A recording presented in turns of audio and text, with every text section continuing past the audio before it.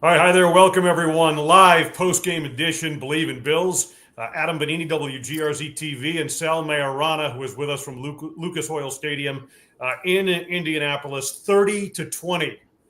Bills over the Colts. 8-2, Sal, for the first time since back in 1993, when you and I were early in our tenures of covering the team, but very impressive. And just as an opening remark here, I mean, it's kind of cliche, but I think it's true. As this team has now formed its identity 10 games into the season, resiliency is certainly high on the list of adjectives, right? Yeah, absolutely, Adam. I mean, this was a day where, and by the way, I'm sitting in the Bills coaching press box. So this is where all the magic was happening today, Adam. And for a while, there wasn't a lot of magic happening. I mean, the Bills were struggling in this game, really on both sides of the ball. But you have to be impressed with how they got things turned around.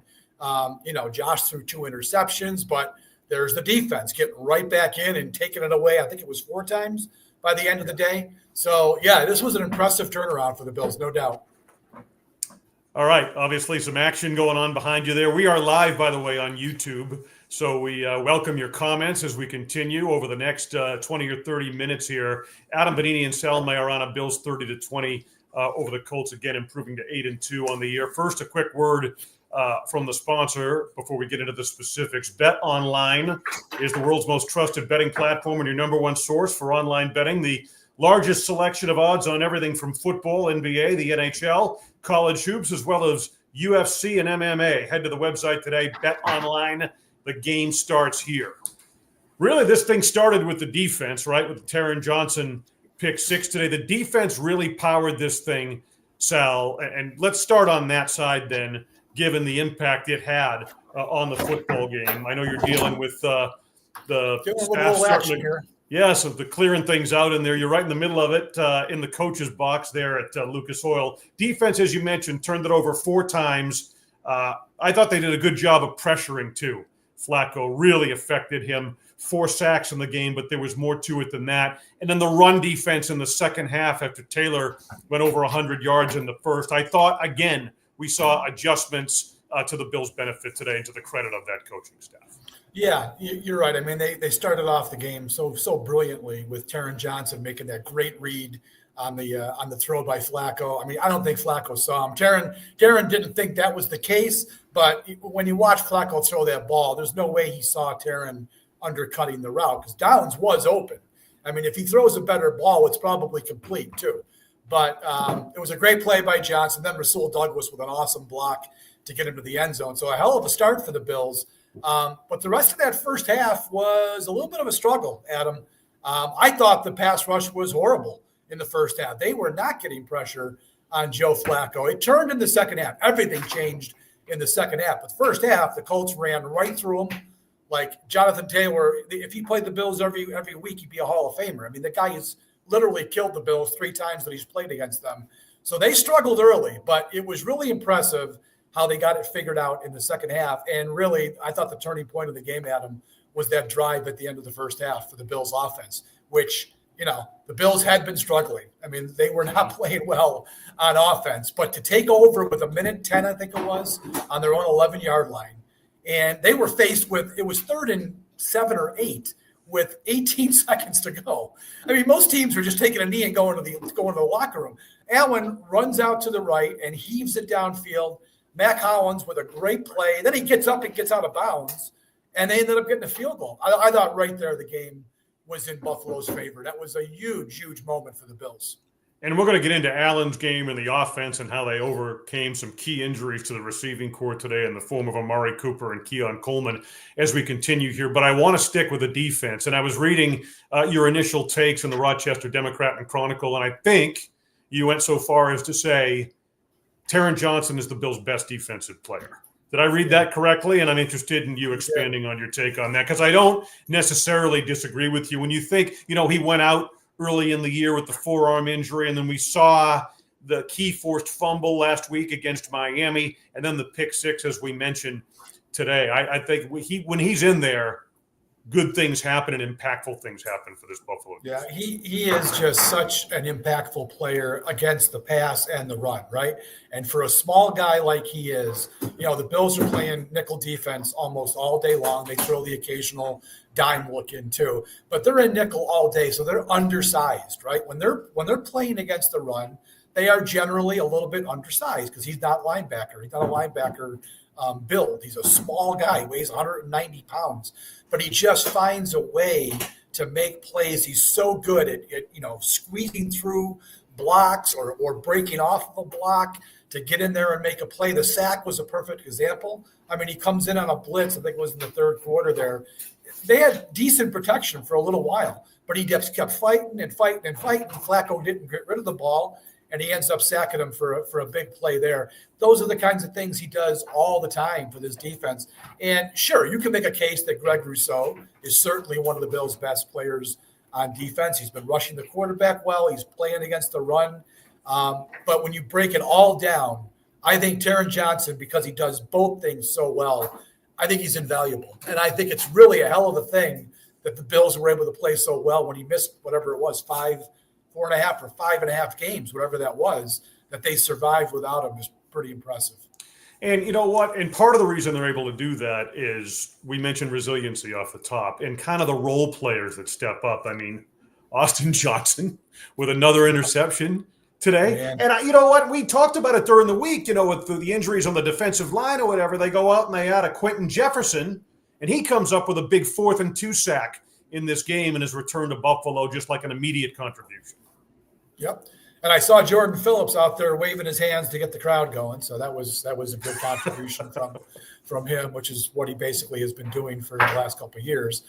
I'm jesting. They won. I'm just taking a pot shot there. Still don't get why they signed him back, but I'll leave that for another day, I guess. Look, the defense played tremendous in the second half. I mean, the Colts were in this game. It was only a one-score game, Adam, going into the fourth quarter. It was 20-13 because the offense had kind of parted around and Allen threw the second pick in the third quarter. But there again, defense rose up and held them. That was, I think, the turnover on downs, right? Wasn't that? Yep. I don't think the Colts scored there.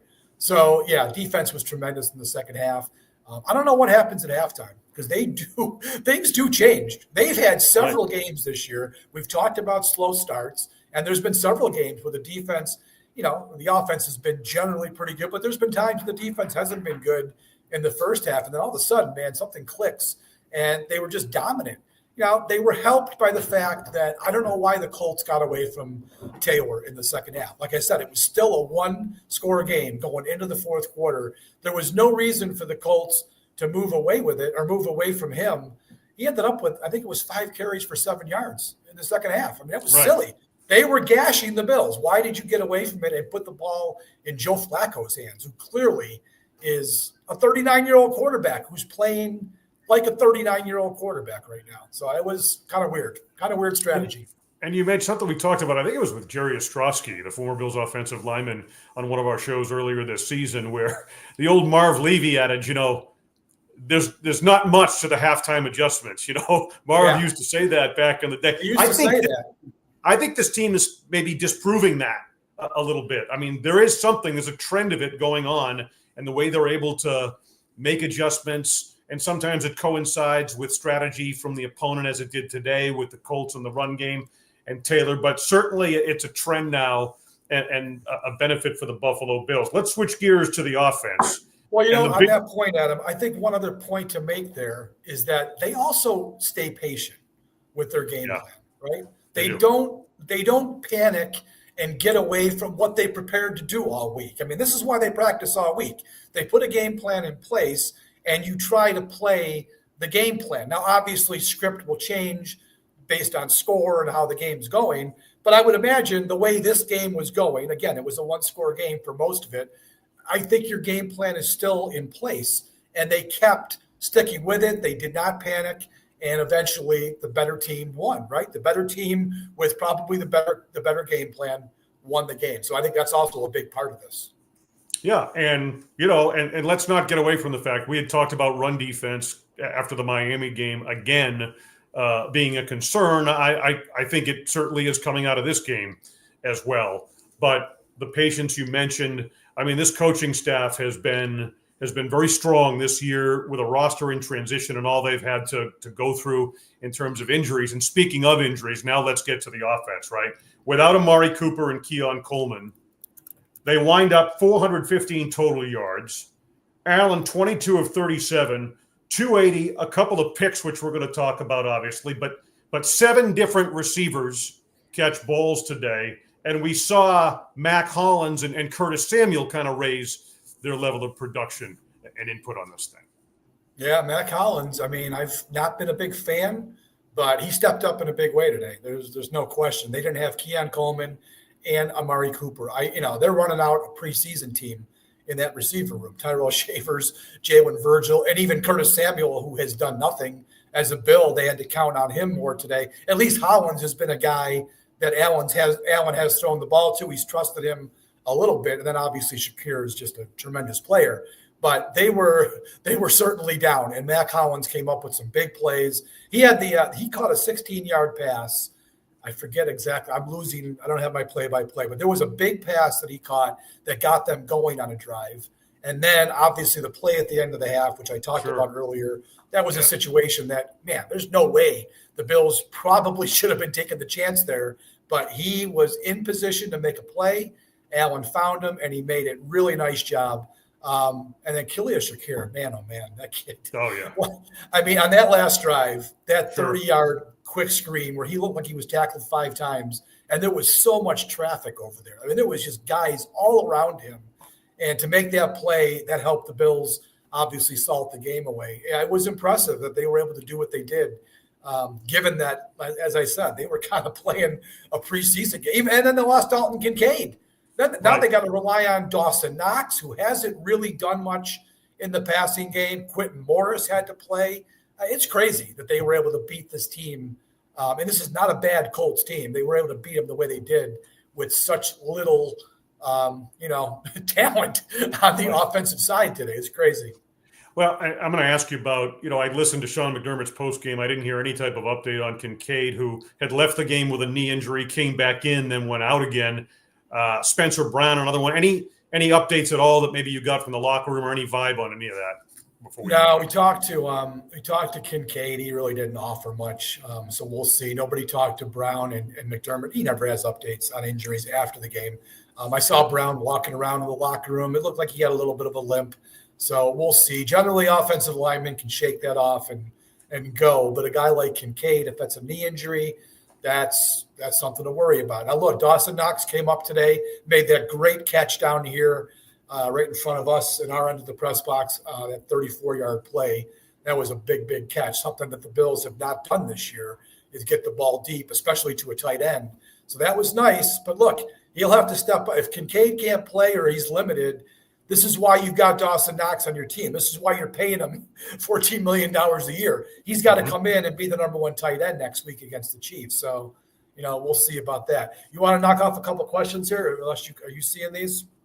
Yeah, I am. Hang on one second. I need the benefit of the old specs here. Any thoughts from Jim Ludwizak? Any thoughts on how they can get off to a faster start on offense? That's something we've certainly talked about this year. Sal, I'll let you take the lead on that one.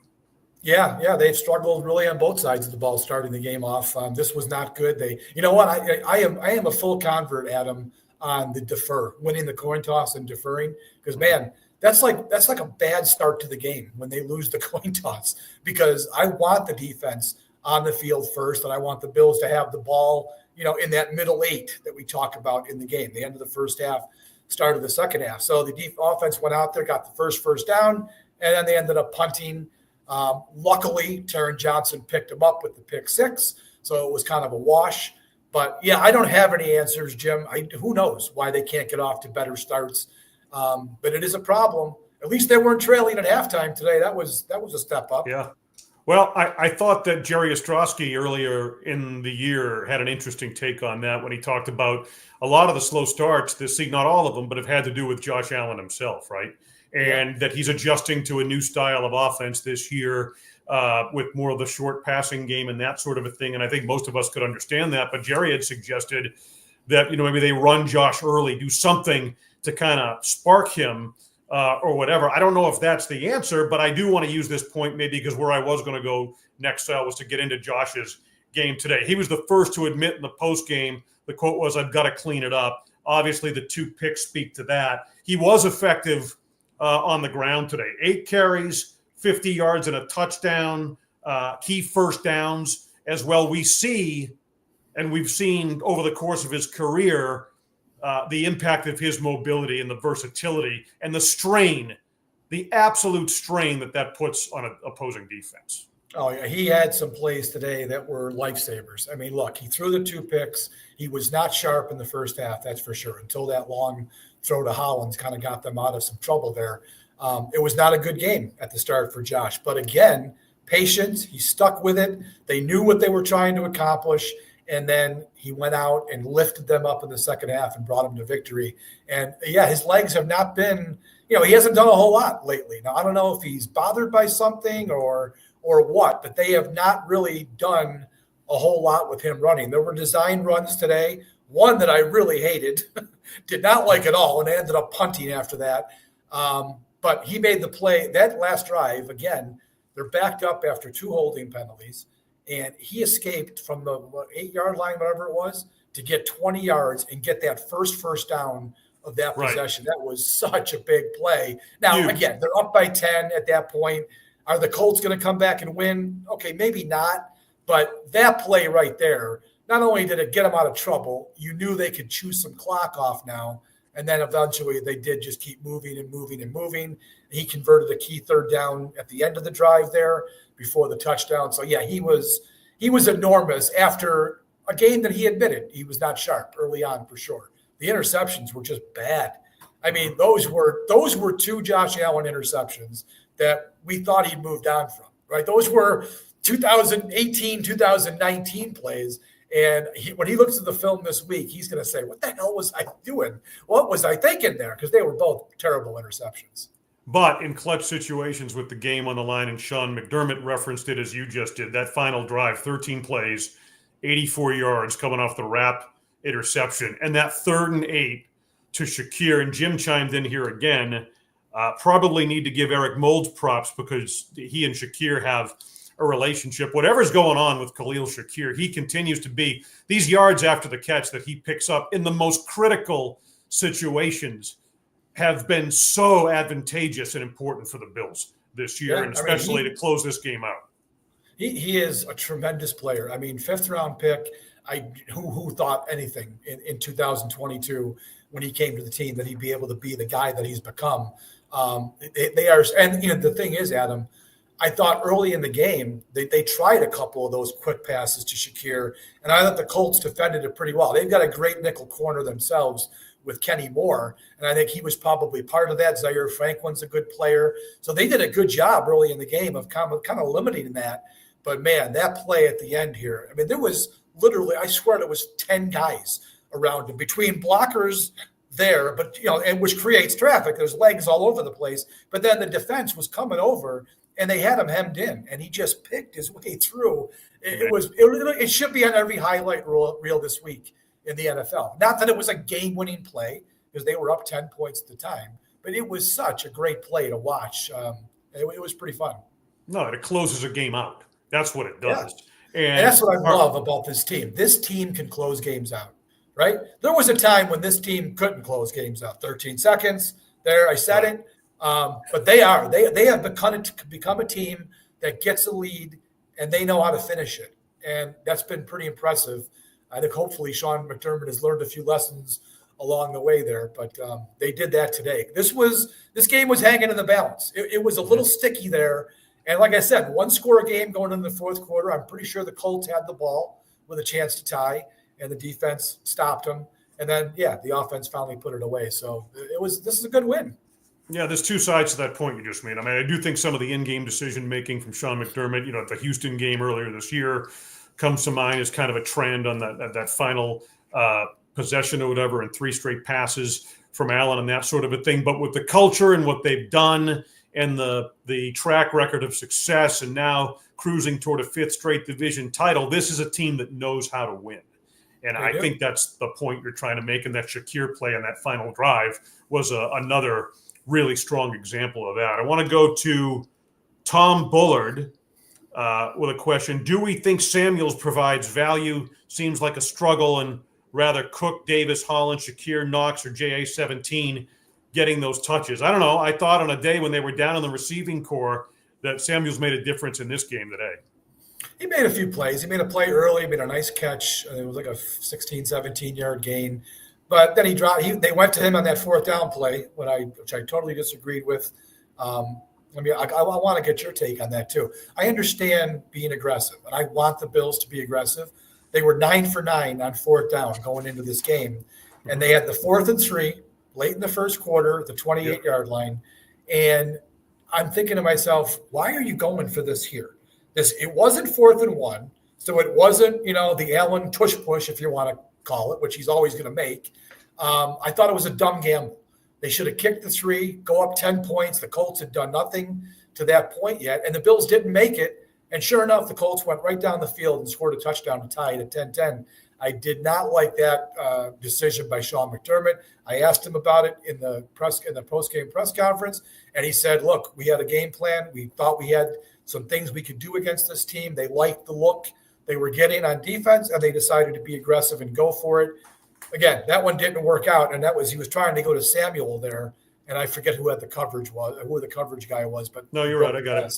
I got the play pulled up here, 4th and 3. Yeah, I mean, I didn't like it either at the time. Yeah. I mean, that's a situation early in the game into the first quarter, 11 seconds left, as a matter of fact, in the first, where I'm taking the points there, right? Absolutely. To go up 10.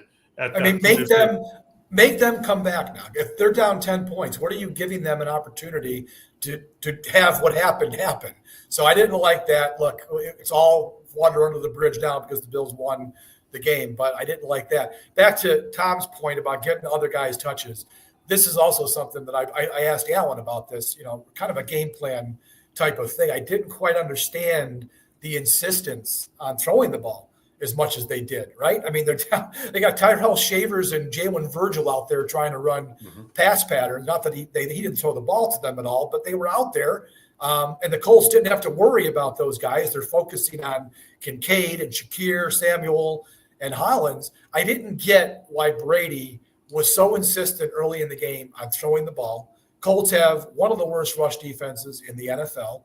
Why didn't they get James Cook going and Ray Davis? Ray Davis really wasn't a factor at all today. They stuck with Cook most of the way. I just didn't get it. And I'd love to hear what you have to say about it, but I didn't like the game plan. You're down that many guys on offense, especially after Kincaid went out.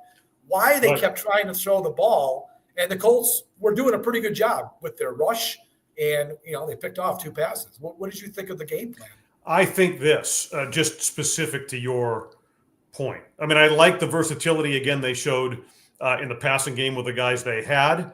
But I would say to you that regardless of who's in there, this Bills offense is at its absolute best when it's established the run.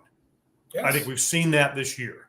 And I think this was an opportunity against a defense where that was there for them. I would have liked to have seen them do it earlier. I think Cook was averaging 6 yards an attempt.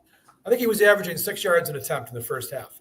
I just didn't really – and I don't understand why they didn't get Ray Davis more touches. He just coming off a great game last week. So I was a little bit perplexed by that. Again, they know more than we do, and they scored 30 points. Right. And they won the game, as it turned out, handily. So we shouldn't really be bitching about it. But it was a little curious that you didn't have your full boat of receivers, and you kind of kept throwing the ball. So whatever. Jim Ludwig wants to bring up a point, too, about Brandon Codrington. Oh, man. Boy. The kid, dude, they've got to get to him. I understand that you want to make a play. And with these new kickoff rules, it feels like because, they can't move until you touch the ball. I'm sure these return men feel like they can get upfield quick and you make one guy miss and who knows. But, Adam, I got to believe that every coach in the NFL would rather they just took a knee and take the 30-yard line. The NFL is giving you the 30-yard line. It used to be the 20. They're literally giving you a first down to start your possession. And Codrington took 2 out. One, he got tackled at the 22, so they lost 8 yards. And then he fumbled the other one, and they were damn lucky to get it back because that could have been a huge turning point. Huge. Colts had just scored, right? Colts had just scored. that could have been a big moment, and the Bills were fortunate to get it back. So, yeah, they've got to reel the rookie in a little bit. And, when that ball's in the end zone, take the 30. That should be an automatic. Unless you've got Devin Hester back there, right? You take the 30-yard line. Well, that's a situation where get up the field quickly works against you too, right? Because of the way that play happened. I mean, he had it looked like to me, secure at his left arm there, but because the defender came in from the opposite side and the kind of the momentum of the hit shot the ball forward and out, it's the risk reward of that entire situation. And the risk, as you just outlined, given the situation in the game, was far too great under those circumstances. So I agree with you on that. Since we're on the point of special teams, Jim chimed in again here. Bass is starting to look like he did a couple of years ago. Tyler Bass, the kicker. I'm not prepared to say that just yet, but he did have a good game today, and I felt like the winning kick against the Dolphins might be something to get him back in the right headspace and sort of propel him forward. And maybe this is an early indication that that's the case. Yeah, look, he had a good game today. I mean, he made all 3 of his field goals, and he made all 3 of his extra points, and one of them was 48 yards because they had a penalty, which was another moment the NFL officials to just, God almighty. Josh Allen scores a touchdown, gets tackled out of bounds, no penalty. Spencer Brown comes over, gets in the guy's face. Now they throw a penalty. Like, what are you doing? And Brown didn't even hit him. I'm sure he was swearing at him, but he didn't even really make contact. They get a penalty, so they got to go back 15 yards on the extra point. Tyler Bass drilled it, man. So he was 6 for 6 on kicks today. I don't think they had I can't really think, kickoff return. I think they were all touchbacks because their guy was smart and kept it in the end zone. So Tyler Bass has been terrific the last 2 weeks. Let's hope he's got the stuff that was bothering him before figured out. It's all mechanics and it's all in his head, right? The kid's got the leg. We've seen the leg since the moment he got here. We know he can boom it. So it's just a matter of keeping his fundamentals going the right way and his headspace. And I think that 61-yarder might have cleared his head a little bit. All right, so let's get to what's up next. This is the game that so many people are waiting for, right? The matchup with the Kansas City Chiefs, who remain undefeated, a last-second blocked field goal in a win over the Denver Broncos. So look, this Bills team, over 10 games now, we know a lot of the strengths. We've seen some of the weaknesses. We've addressed all of it.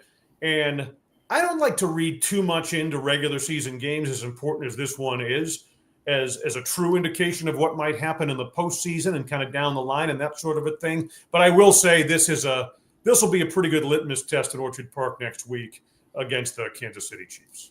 Absolutely. I mean, Roberto Gomez is pointing out what's the outlook without, Kincaid, Cooper, Curtis, Coleman. That's going to be a big issue in the Chiefs game, Adam. They've got to get some of these guys back. Look, the Chiefs offense is clearly not humming right now. I mean, they scored 16 points. Look, Denver has a good defense. I understand that. But their offense has really not clicked all year. Hopkins is going to help them. Kelsey's starting to get back involved. And I don't know what Pacheco's status is going to be next week. He's been out for a little while. It'd be nice if he misses the game because that kid's really good. But, the Bills have got some issues next week against the Chiefs if they don't have some of these guys back. My sense is that I think Cooper will play. I think he's been close the last couple of weeks, and they realize, we can win without him. Let's get him ready for the Chiefs. I don't think Coleman will be ready. It looks like that's going to be – I'm surprised he didn't go on IR, but I think that's going to be after the bye week, reassess him. And we'll have to see on Kincaid now. I mean, like I said, he did not finish the game. When you don't finish a game, that's not really a great sign. We'll see how that progresses. But they could be down Coleman. They could be down Kincaid.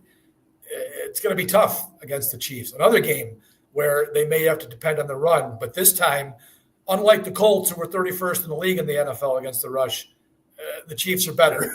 Really good defense. Better against the run. Yes, really very good defense. It's going to be tough. It's going to be tough to beat them. Yeah, I do get the sense that Coleman would be back next week.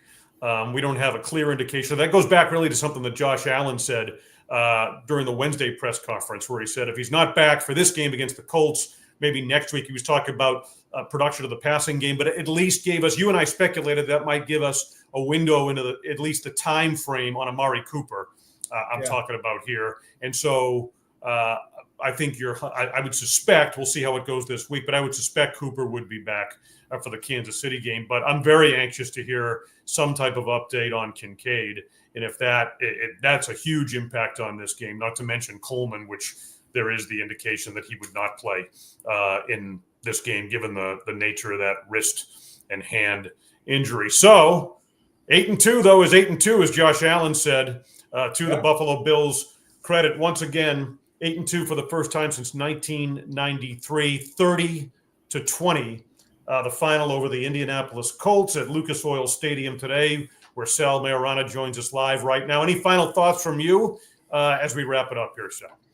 Yeah, look, I mean, I did not forecast 8-2 for this team to start the year. We've talked ad nauseum about the first 6 games and how difficult we thought that was going to be, and they made it through 4-2 and winning that Jets game, Adam.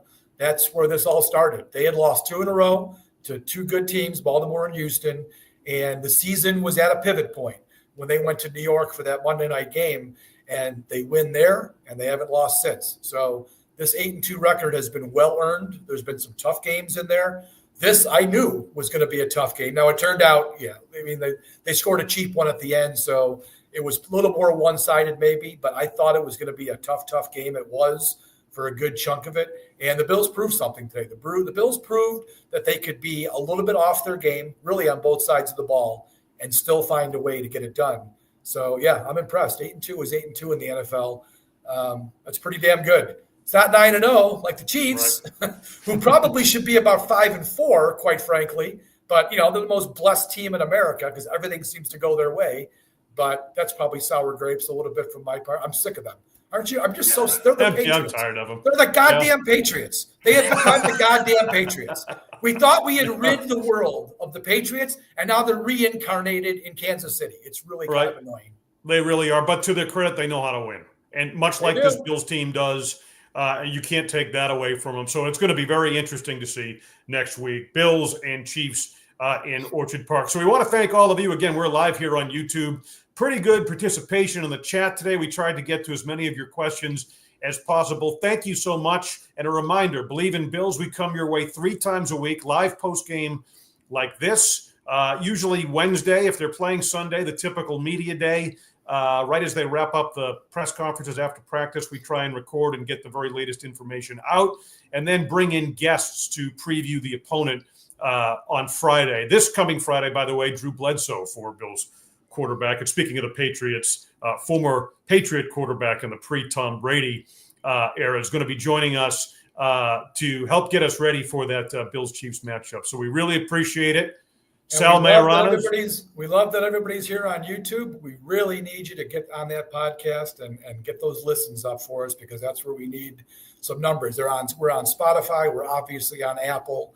All the main podcast forums, just click Believe or search Believe in Bills. We will come up, and we'd really appreciate you subscribing to the show, following the show, and you'll get them all automatically on your phone all 3 times that we do this during the week. So we appreciate it. Yeah, we really do. There are a lot of podcasts out there, but there are a few that come your way 3 times a week with the frequency and the consistency that we do with the very latest information. Let alone, yes, that we have. Let alone 70 years of combined experience covering. That's right. That's right.